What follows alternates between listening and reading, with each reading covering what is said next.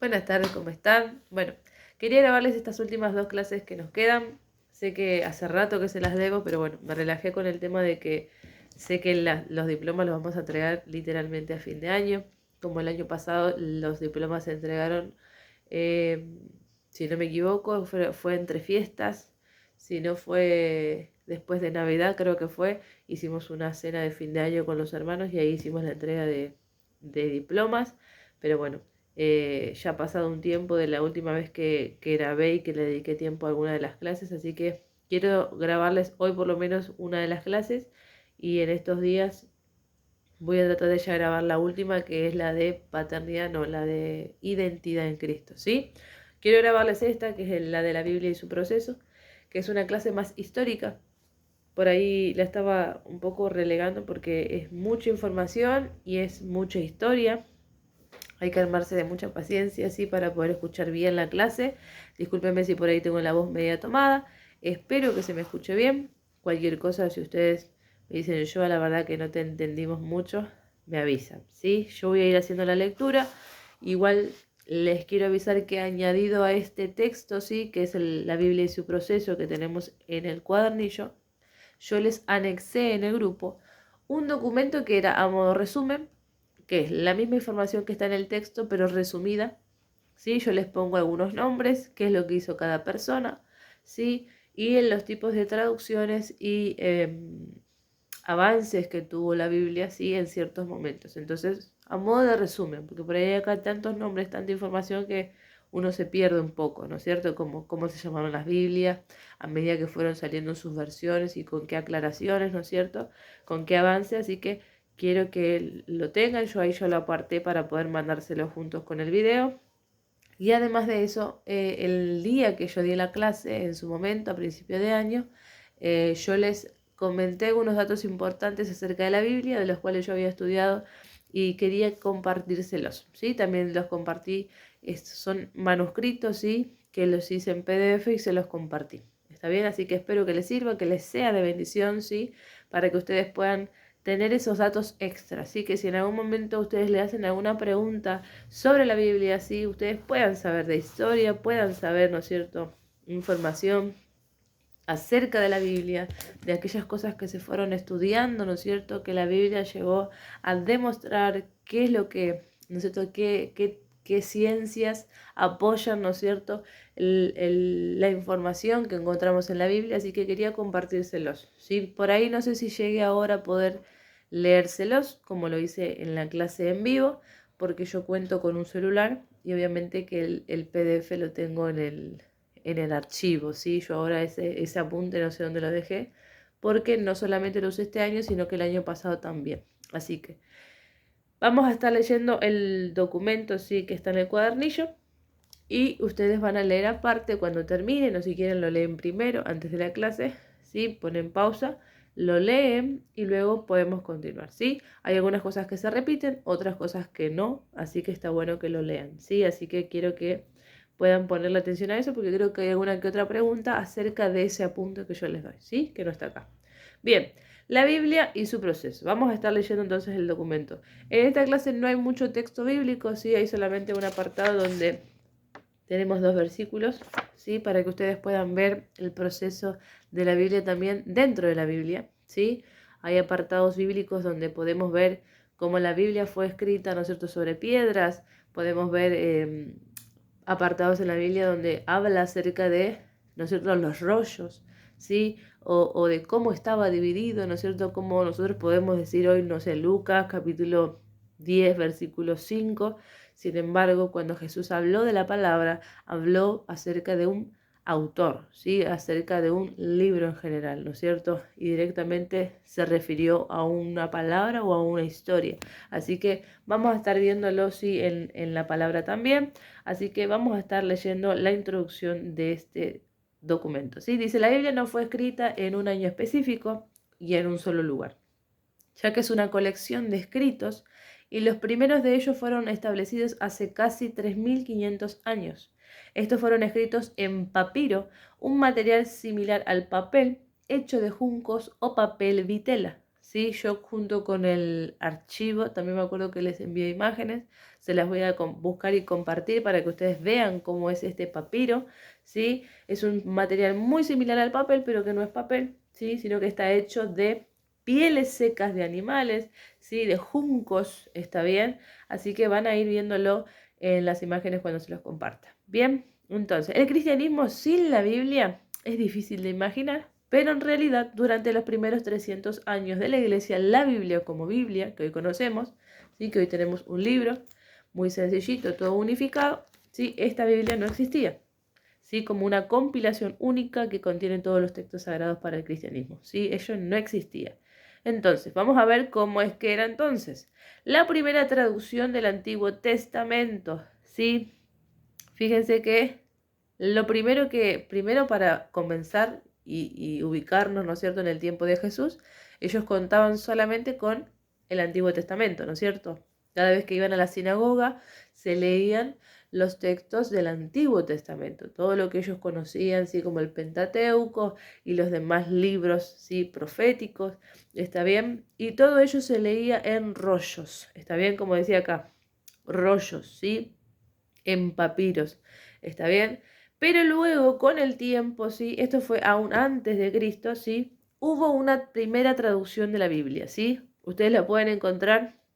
Dice que fue esta primera traducción del Antiguo Testamento, ¿sí? Al griego. ¿Está bien?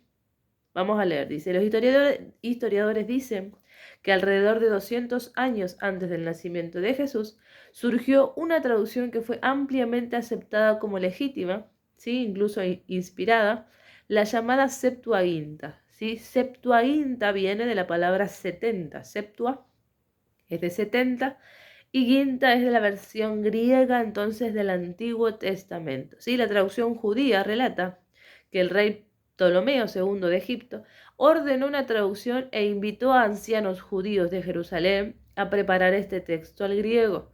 Fueron 72 ancianos, ¿sí? 6 de cada una de las tribus, está bien, que conforman a Israel, y ellos llegaron a Egipto para cumplir con esta petición. ¿Está bien?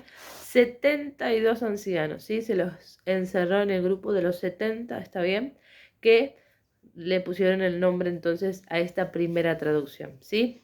Después, en el siglo número 2, ¿sí? El idioma latín sustituyó al griego de manera internacional, ¿sí? Y aparecieron varias traducciones para este tiempo que todavía no existían, ¿sí?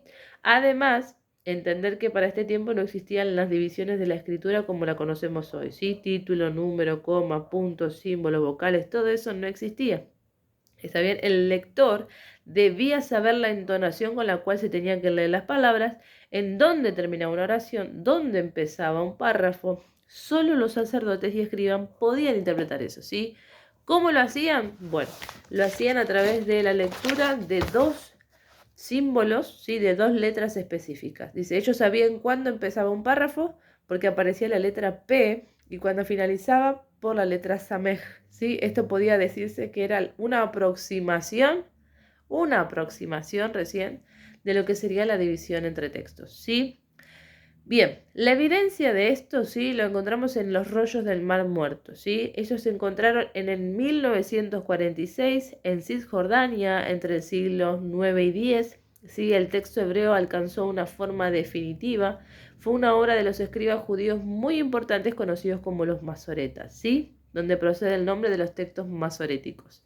Estos textos los conocemos hoy con el nombre de el Tanaj, ¿sí? Y son usados oficialmente por judíos en el cristianismo para base de las traducciones, ¿está bien?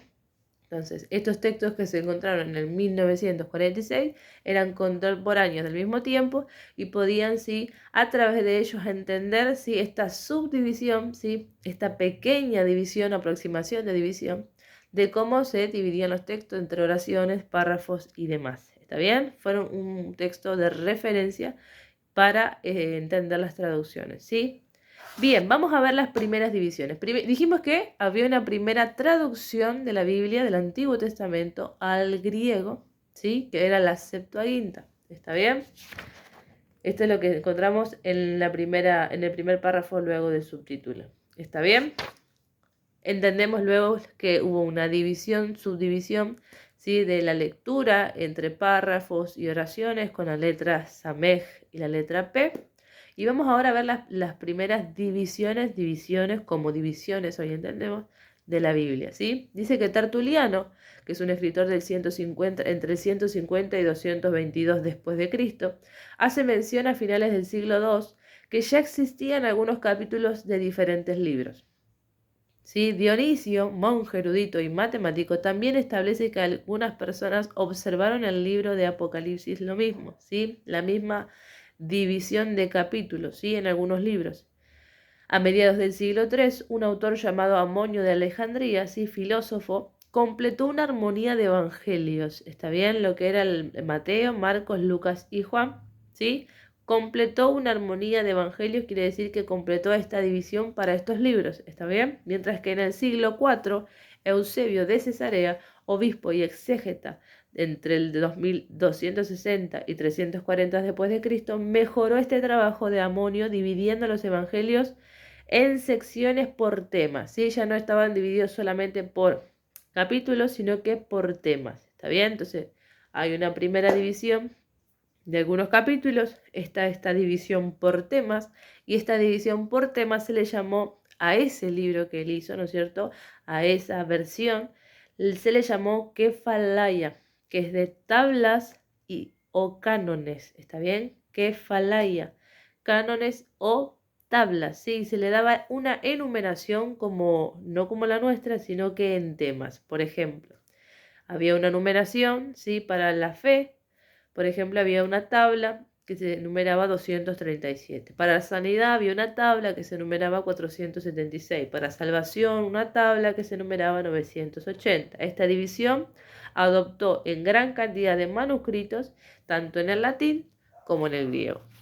Bien, entonces, luego tenemos ¿sí? El código sinaítico, ¿sí? Que tiene la división de Eusebio. Recuerden que Eusebio fue la que hizo esta división mejorada de Amonio, ¿sí? Además que le agregó la sección de temas.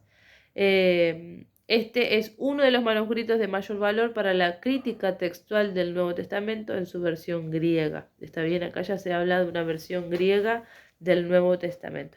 Finalizado el siglo VI, se hace otra división, ¿sí? Es una división que es la de Stephen Langton, ¿sí? Que es teólogo, a la cual se le llamó Titloi, ¿sí? Hasta ahora recuerden los nombres de los que venimos nombrando. Estaba la Septuaginta, traducción al griego, está la Kefalaya, ¿sí? Que es una de las Biblias con la primera división por temas, ¿sí? Que es por tablas o cánones, y ahora aparece otra que es la Biblia a la cual se llamó Titloi, sí, que era una división hecha por títulos, ¿está bien? Pero fíjense que se hizo sobre porciones de los evangelios, ¿está bien? Sobre Mateo, Marcos, Lucas y Juan, con resúmenes también en la parte superior o inferior de las páginas, que a su vez agrupaban varias kefalayas, ¿sí? Que también se le añadieron las tablas, acuérdense. Bien, entonces, vamos con otro. Los otros libros del Nuevo Testamento fueron similarmente divididos, pero recién a finales del siglo IV, ¿está bien? O a principios del siglo V, ¿está bien? Vamos con el apartado. La evidencia de que no había títulos, ¿sí? En todos los libros de la Biblia la encontramos en Lucas 20, del 37 al 38. Vamos a ir a la palabra, ¿sí? Lucas 20. Del 37 al 38, fíjense, dice así. Pero en cuanto a los muertos, en cuanto a que los muertos han de resucitar, aún Moisés lo enseñó en el pasaje, fíjense cómo dice, en el pasaje, no dice del libro del Éxodo, en el versículo tanto, no dice. Moisés lo enseñó en el pasaje de la zarza, cuando llama al Señor, Dios de Abraham, Dios de Isaac y Dios de Jacob. Porque Dios no es el Dios de muertos, sino Dios de vivos, pues para Él todos viven. ¿Está bien? Entonces ahí el Señor hizo referencia, ¿no es cierto?, de un versículo, pero a través de el libro, ¿sí? Del autor. Dice, acá fue, Moisés lo enseñó. Entonces habla del Pentateuco, ¿sí? Lo enseñó en el pasaje de la zarza y hizo referencia a un tema, ¿no es cierto?, a una historia, pero sin dar muchas especificaciones, ¿sí? El que lo leía entendía de lo que estaba hablando, ¿no es cierto? También podemos encontrarlo en Marcos 12:26. Dice, pero respecto a que los muertos resucitan. ¿No habéis leído el libro de Moisés, como le habló Dios en la zarza, diciendo, yo soy el Dios de Abraham, de Isaac y el Dios de Jacob? ¿Sí? Entonces hace referencia al mismo versículo, pero en otro libro, ¿sí? Acerca de esta división. ¿Está bien? Bien. Llegando al año 1440, se reconoce de manera oficial la invención de la imprenta, ¿sí? El alemán Johannes Gutenberg. ¿Está bien? Recuerden que, bueno, en el documento que yo les dije que les voy a pasar, ¿sí? Acerca de los datos importantes acerca de la Biblia, ¿sí? La imprenta, ¿sí? Fue creada en 1440 y la Biblia fue el primer libro impreso, ¿sí? La Biblia fue el primer libro que se imprimió, ¿sí? A través de esta imprenta, y se pudo generar esta multiplicación masiva, ¿sí? De los tomos de la Biblia. ¿Está bien? Entonces, Gianfranco de Canterbury, ¿sí? Es teólogo y filósofo de entre el 1005 y 1089, nacido en el Reino Unido, da inicio a nuestra división, ¿sí? A la división de capítulos y de versículos como hoy la conocemos, pero da un inicio, ¿sí? Recién ahí en el 1000 después de Cristo.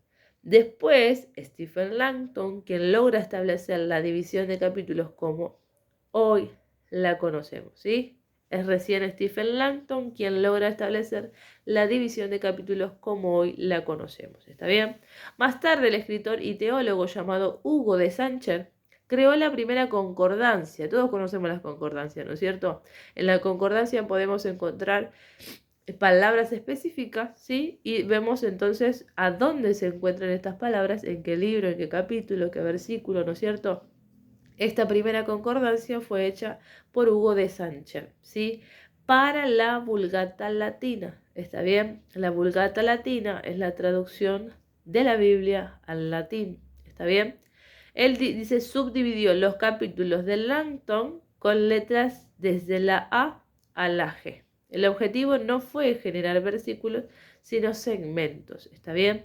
Esto también lo podemos encontrar mucho en los salmos. Van a encontrarse salmos donde se encuentran distintas palabritas, ¿no es cierto? Esas palabritas son letras, ¿sí? En otro idioma, pero son letras. De la A a la G, dice. El objetivo no fue generar versículos, sino que segmentos, apartados. Para facilitar la referencia de la concordancia, esta nombraba al libro y a la letra. ¿Está bien? Entonces, era una buena manera de encontrar. ¿Está bien? Esta división, excepto los salmos, fue modificada por Conrad de Halberstadt, ¿sí? Con las letras de la A a la D, y luego el rabino Mardoqueo Natán dividió los capítulos por números, ¿sí? Como hoy los conocemos, pero solo el Antiguo Testamento. ¿Está bien? Bien, la versión Veteris et Novi Testamenti Innova Translatio, publicada en latín en el año 1527 por un judío convertido al catolicismo, que se llama Sac de Pagnino, ¿sí? Por encargo del León X, es una de las mejores traducciones y es la primera en dividir los versículos con números, ¿sí? Pero no como lo tenemos hoy, ¿sí? Fue aproximada, ¿sí? Esta subdivisión. Entonces, van apareciendo varios nombres, ¿sí? Por eso yo les dije que les hice ese resumen para que puedan ir enfocándose en ciertos nombres específicos, ¿sí? Como lo es la Vulgata Latina, como lo es esta versión de Veteris en Novi Testamenti Nova Translatio. Ya voy a salir hablando en otro idioma, ¿no es cierto? Está como la de Titloy, como la del Tanaj, Kefalaya, como la Septuaginta, ¿no es cierto? Entonces todo esto sí está resumido en el texto que les voy a pasar. Sé que son muchos nombres, no les voy a pedir que se los acuerden, pero sí, cuando se les pregunte, ¿no es cierto?, ustedes tengan una noción, ¿sí? No, sí, la Biblia fue creada, la primera fue escrita sobre piedra, ¿no es cierto? Porque el Señor le dio las tablas a Moisés y estaban escritas sobre piedra, ¿no es cierto? Después, ¿no es cierto?, esto se fue reproduciendo a través de papiros, ¿no es cierto?, de papel vitela, ¿no es cierto? Hasta que luego apareció la imprenta, ¿no es cierto? Que aún lo que nosotros hoy vemos con números, ¿sí? Capítulo y versículo no existía, ¿sí? Los subtítulos tampoco, sino que había una división por temas, ¿no es cierto? Había una división por letras, ¿no es cierto? Hasta que luego llega entonces esta división, ¿sí? Por números y versículos, como hoy lo conocemos. ¿Está bien? Entonces es un pantallazo que queremos que ustedes tengan. La Biblia con las divisiones que tenemos hoy, y los idiomas también, ¿no es cierto? Porque fíjense que el idioma original que dijimos era en hebreo, arameo, ¿no es cierto? Y el griego fue el del Nuevo Testamento. Eso lo habíamos visto también en cómo se lee la Biblia.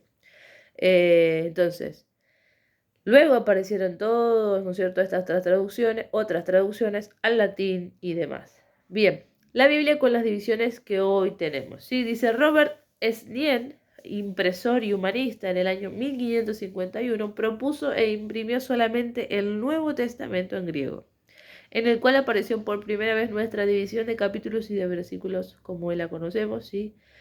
Esta fue escrita por Teodoro de Beza, que fue teólogo, ¿está bien? En 1572, Arias Montano, ¿sí? Hebraísta, biólogo, traductor, teólogo, filósofo, poeta latino, que este sí que tenía título, introdujo la división de versículos actual, pero en la Biblia hebrea, ¿sí? Una versión muy impresionante llamada la Políglota de Amberes, ¿está bien? Entonces, lo que hizo ahí Robert Esnien, ¿sí? Con Teodoro de Beza, él lo introdujo en el Antiguo Testamento, ¿sí? Entonces, en la Biblia hebrea incluye los idiomas hebreo, arameo, griego y latín, dice, ¿sí? Qué trabajitos se tomaron estos hombres para hacer la división como hoy las conocemos, tener la facilidad de encontrar, ¿no es cierto?, ciertos temas, versículos, cierta facilidad para que hoy todos podamos, si decimos, bueno, vamos a leer, sepamos todos rápidamente cómo encontrarlo, ¿no es cierto? Fue un trabajo en el cual tenemos que dar gracias a Dios por estos varones, ¿no es cierto? Bien, vamos a ver acerca de la formación de la Reina Valera. La Reina Valera es la que se usa así usualmente como la más fiel, ¿no es cierto?, de las traducciones a lo que sería el castellano, ¿no es cierto?, al español, perdón.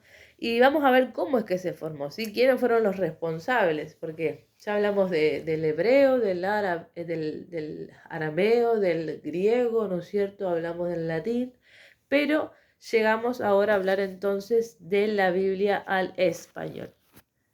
Podemos encontrar entonces en el apartado que dice que Casiodoro de Reina, ¿sí?, teólogo, traductor y escritor, publicó en Suiza la traducción de toda la Biblia al español, ¿sí? Esta traducción era bastante arcaica, ¿sí?, con las divisiones que tenemos hoy, la cual se llamó la Biblia del Oso, ¿sí? Quizá escucharon en algún lado esta traducción. Esta fue la primera traducción al español, ¿está bien? Ella fue publicada el 28 de septiembre de 1569, ya en el siglo XVI. Católicos, judíos y cristianos tenían las divisiones que usamos hoy día, ¿sí? Ahora, en el 1602, ¿está bien? Unos 33 años después, ¿sí?, Capriano de Valera, traductor y teólogo, realizó la primera revisión. Lo que hizo fue tomar el trabajo de Casiodoro de Reina e hizo una revisión de esa traducción, ¿sí?, para ver si estaba bien hecha, para corregir ciertas cosas, ¿no es cierto?, para mejorar ciertas otras. Y es interesante notar que con el tiempo esta revisión se llegó a conocer como la versión de Cipriano Valera. ¿Está bien? El revisor había superado al traductor, ¿sí? Con el tiempo, ¿sí?, esta revisión de Valera ha sido a su vez objeto de continuas revisiones, ¿sí? Se volvió a revisar todas estas traducciones que habían hecho, entre las cuales se destacan la revisión de 1909 y la revisión de 1960. Más adelante, sí, fueron estas revisiones las que tomaron el nombre de Reina Valera. Entonces, fíjense que Reina y Valera son los apellidos de estos dos varones, del traductor y del revisor, ¿está bien? Del que revisó la traducción de de Casiodoro de Reina. Entonces ahí se unieron los dos apellidos y hoy los conocemos como la Reina Valera, ¿sí? Es la unión entonces de estos dos apellidos. Bien, para finalizar, en el texto van a encontrar la estructura, ¿sí?, del Nuevo Testamento y la del Antiguo Testamento, ¿sí? Yo les comentaba, ¿sí?, en el apartado, ¿sí?, que yo les voy a dar ahora con datos importantes, ¿sí?, es que el Nuevo Testamento junto con el Antiguo Testamento tiene un total de 66 libros, ¿está bien? Entonces dice, sí que es el Nuevo Testamento, tiene 27 libros que fueron redactados después de la resurrección de Jesús, entre los años 20 y 100 después de Cristo, ¿sí? Fue escrito por 7 personas en total, ¿sí? Se divide en 4 evangelios, los Hechos de los Apóstoles, 21 epístolas y Apocalipsis, ¿está bien? Tenemos los evangelios, Mateo, Marcos, Lucas y Juan. A Mateo lo escribió Mateo, ¿sí?, en el año 55 después de Cristo. Al libro de Marcos lo escribió Marcos, ¿sí?, 50 años después de Cristo. Lucas lo escribió Lucas, 60 años después de Cristo. Juan, ¿sí?, lo escribió Juan, 90 años después de Cristo. Es importante notar que el libro de Lucas, ¿sí?, Lucas era doctor y él lo que hizo, él no fue uno de los discípulos, sino que fue aquel que acompañó a Pablo, y él se encargó de recolectar información, ¿no es cierto?, de todos los testimonios, ¿sí? Él hizo una investigación profunda para luego, sí, escribir el libro de Lucas, ¿está bien?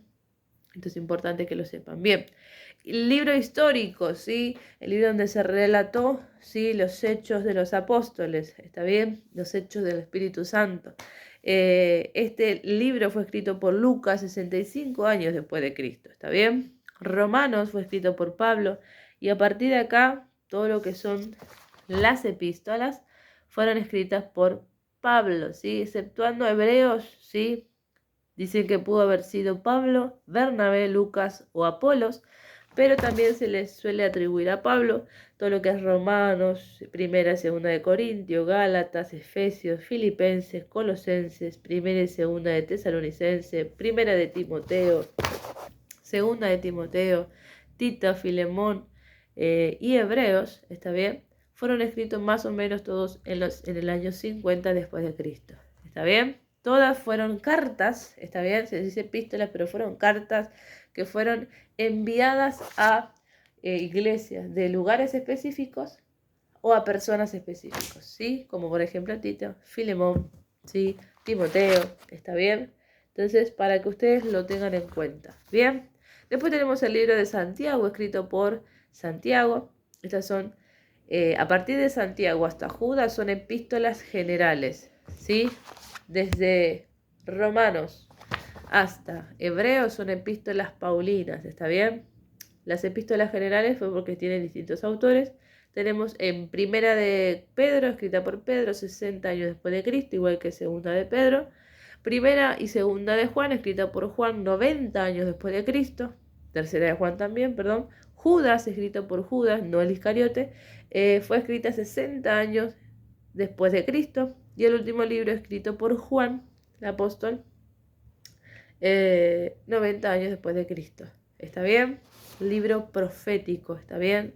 Bien, esto demuestra la confiabilidad que tiene el Nuevo Testamento, ya que sus escritos fueron hechos en un lapso corto de tiempo, ¿sí? Si ustedes se dan cuenta, vienen siendo escritos desde los 50 años después de Cristo hasta los 90 años de Cristo. Fueron escritos el Nuevo Testamento en un lapso de casi 40 años, ¿sí? Entre ellos no hay muchos años de diferencia, ¿está bien? Entonces demuestra su confiabilidad. Luego dice la estructura del Antiguo Testamento, ¿está bien? Contiene 39 libros escritos por 26 personas diferentes y se divide de esta manera. Tenemos lo que se llama el Tanaj, ¿está bien? Es una división particular, ¿sí?, que se hizo de los primeros 5 libros, lo que llamamos nosotros como lo que llamaban, ¿sí?, los hebreos como el Pentateuco. Acá el Tanaj lo divide como los libros de la ley. Después tenemos los libros de los profetas, ¿sí?, profetas anteriores y profetas posteriores, donde tenemos Josué, Jueces, Primera y Segunda Samuel, Primera y Segunda de Reyes, profetas posteriores de Isaías, Jeremías, Ezequiel y los 12. Bien, después tenemos los escritos, ¿sí? tenemos los libros la clasificación de los libros que se llamaron escritos, donde se encuentran los salmos, los escritos preexílicos y escritos postexílicos, ¿sí? Tenemos lo que son el libro de Job, Proverbios, Ruth, Cantares, Eclesiastés, y Lamentaciones, Esther, Daniel, Esdras, Nehemías y Primera y Segunda de Corintios, ¿sí? Hay variación en la traducción con respecto al orden, ¿sí?, de los escritos, pero en sí esta es la composición, ¿sí?, del primer sistema hebreo, ¿sí? El primer sistema hebreo para dividirlos, ¿está bien? Dice, toda la Biblia en su contenido se escribió en un lapso de 1100 años en total, ¿sí? Bien, hasta aquí llegó entonces la clase de hoy. Ahora les voy a compartir entonces los apuntes para que ustedes tengan, ¿sí?, los datos importantes que también vimos con el resto de los chicos y los restos que estuvieron haciendo el discipulado en este tiempo. Así ustedes pueden también leerlos, repasarlos. Les voy a pasar mi resumen de esto que leímos ahora. Espero que se haya entendido todo y que por lo menos tengan ustedes el pantallazo general de cómo se formó la Biblia, cómo fueron las traducciones, ¿sí? Así que les envío esto ya para que lo puedan ir escuchando, y cualquier duda que tengan respecto a las preguntas me pueden mandar mensajitos, ¿sí? Seguramente en estos días también voy a estar grabando entonces la otra clase. Los bendigo y nos estamos viendo.